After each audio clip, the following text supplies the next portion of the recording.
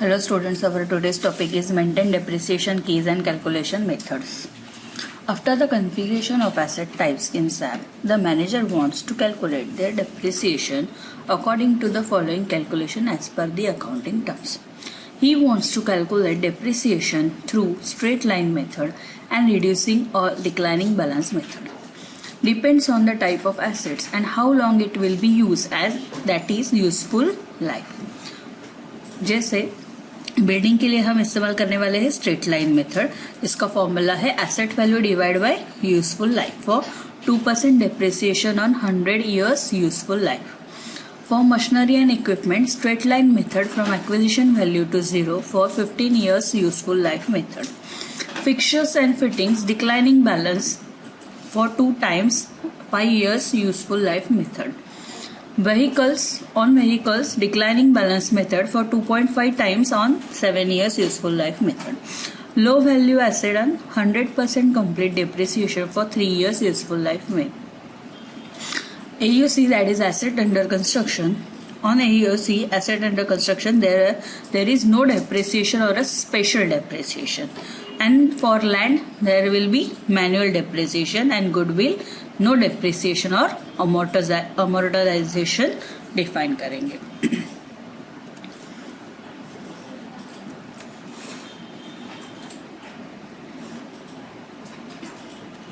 Depreciation key contain the calculation methods for depreciation calculation and parameters that control ordinary depreciation, special depreciation, scrap value, that is cut-off value, and calculation of interest. So you can enter separate depreciation key for each depreciation area in the asset record.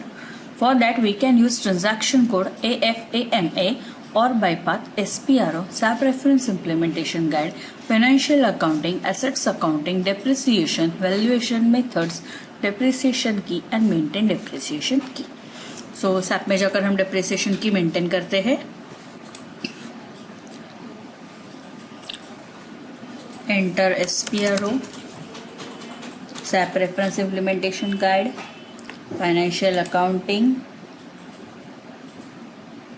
Assets Accounting, Depreciation, Valuation Method, Depreciation Key, and double click on Maintain Depreciation Key. So just execute it. Enter your chart of account and then click on Continue button.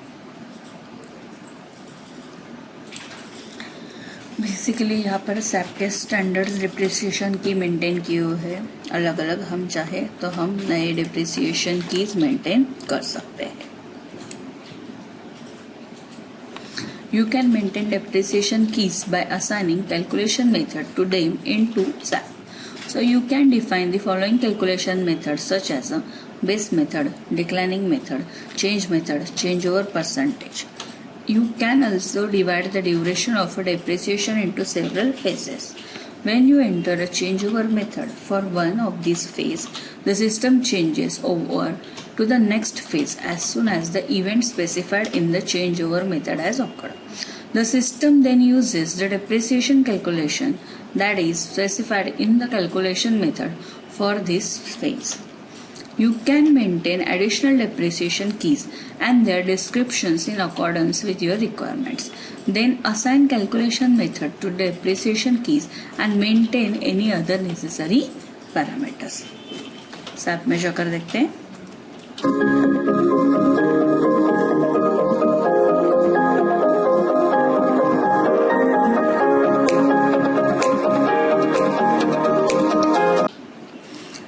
तो देखो जैसे यहाँ पर हमारा depreciation की 00 है, like land building जिसे हमें depreciation charge नहीं करना है, हम वहाँ पर नो डेप्रिसिएशन की इस्तेमाल कर सकते हैं.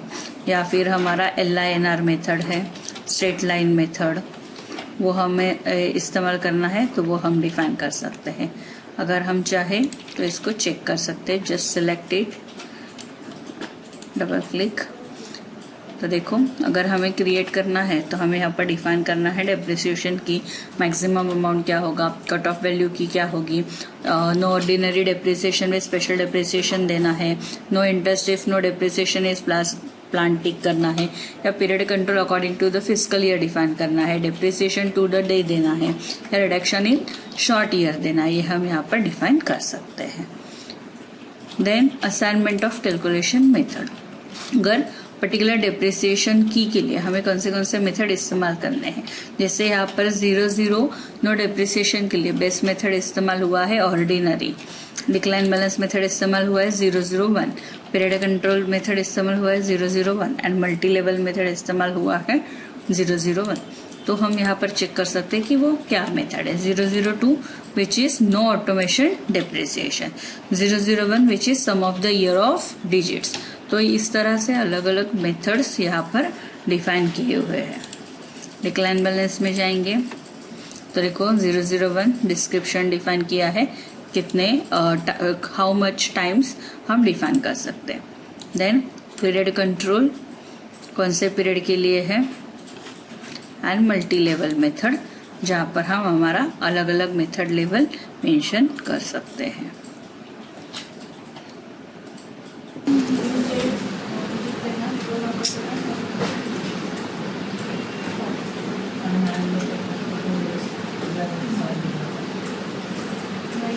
जेवढं डेटाबेस कुठे आहे ते पण चेक करा, side by side SQL open ठेवायचं, पण आपल्याला माहित नाही आणि आपल्या लक्षात पण नाही आहे।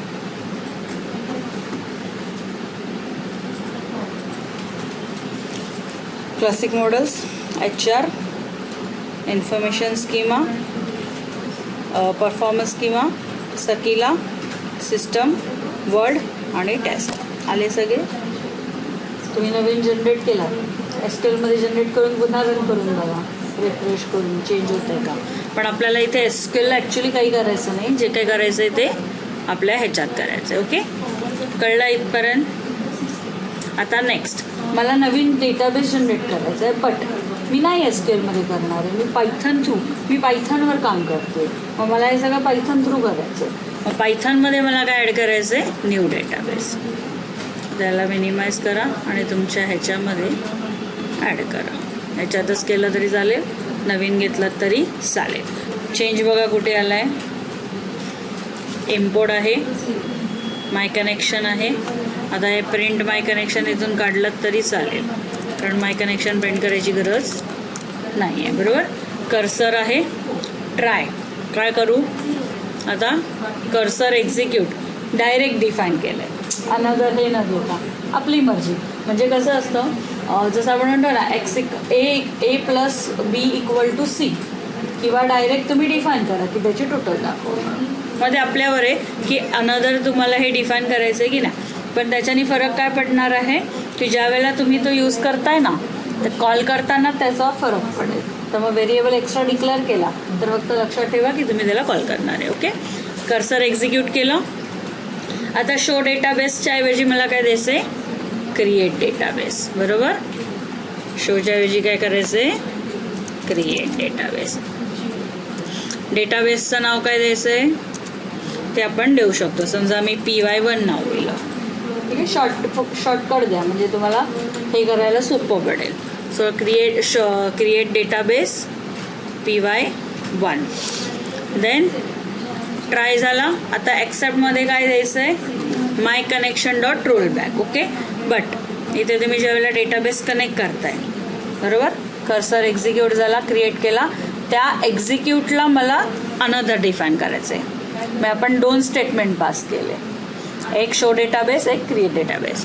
का क्रिएट झाल्यावर मला दिसला पण पाहिजे ना, म्हणून आपण काय केलं, इकडे हा जो डिफाईन केला आहे ना, हा वाला इथे न देता, कारण मग मला अजून एक व्हेरिएबल लागेल शोसाठी। मग इथे जस्ट कर्सर क्रिएट करा आणि मग अनदर डिफाईन करा। तुम्हाला नवीन चेंज करायचा, नवीन घ्या। DBS काय करू, कर्सर डॉट एक्झिक्यूट, आणि एक्झिक्यूट करताना मला काय करायचं आहे, शो डेटाबेस, म्हणजे आता माझं जे डेटाबेस जनरेट झालं असेल ते आलं पाहिजे। ओके, सेव्ह करा, रन करून बघा.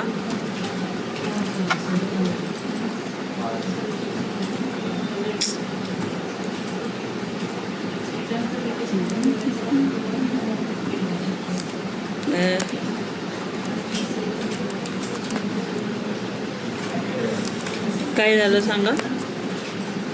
हे ट्रायमध्ये आपण सेपरेट न्यू काय म्हणतात त्याला, टेक्निकल वर्ड्स लक्षात ठेवा. फिक्स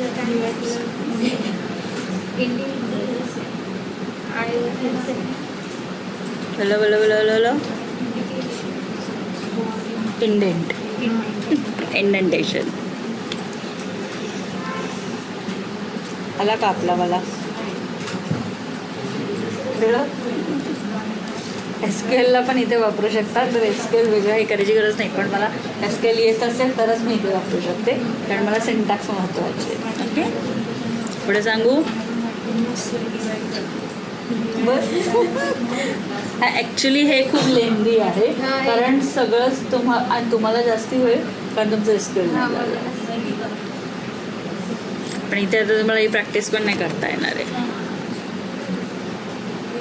नोट्स वाचायला लागतील. एक मला 10 मिनटं देता का, मी माझा इथला एक व्हिडिओ कम्प्लीट करते आणि मग लॅपटॉप देते तुम्हाला प्रॅक्टिस. चालेल ना. आता मला तो व्हिडिओ एक कम्प्लीट करू दे. व्हिडिओ रेकॉर्ड करते आहे ना, तेवढा झाला की ते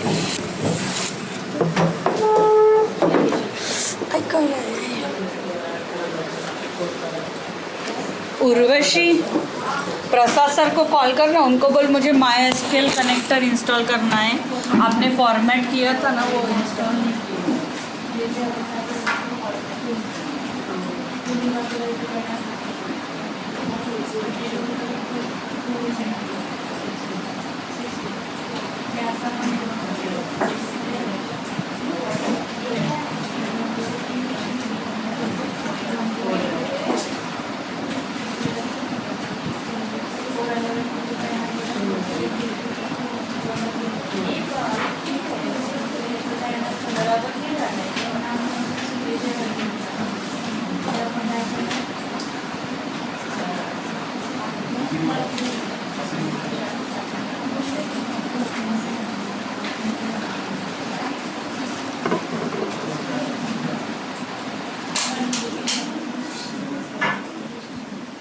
ऐश्वर्या, थोडा आवाज कमी कर ना.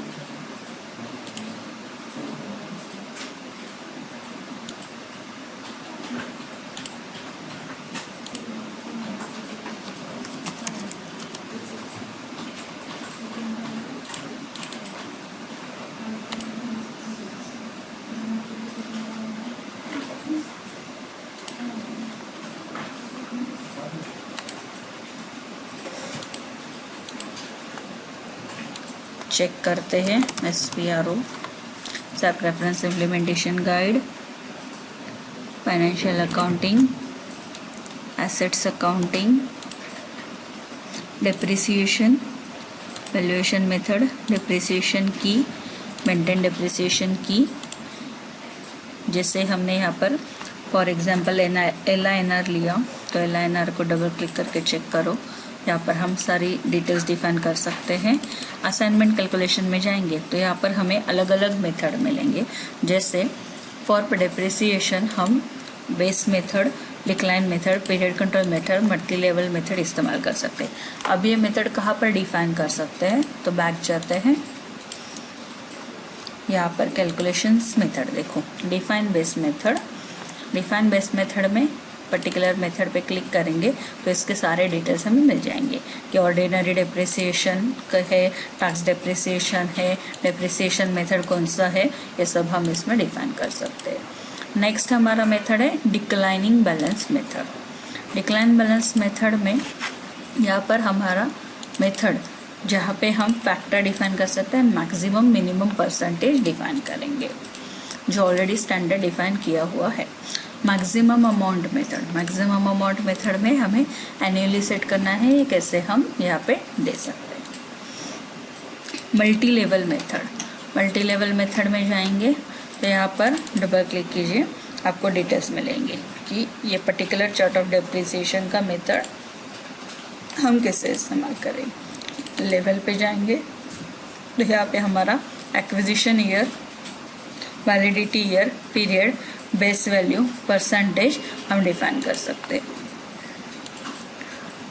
देन हमारा मेंटेन पीरियड कंट्रोल मेथड, तो यहाँ पे हम नया पीरियड कंट्रोल मेथड डिफाइन करेंगे जहाँ पे हमें डिफाइन करना है एक्विजिशन फॉलोइंग ईयर, रिटायरमेंट और हमारा ट्रांसफ़र।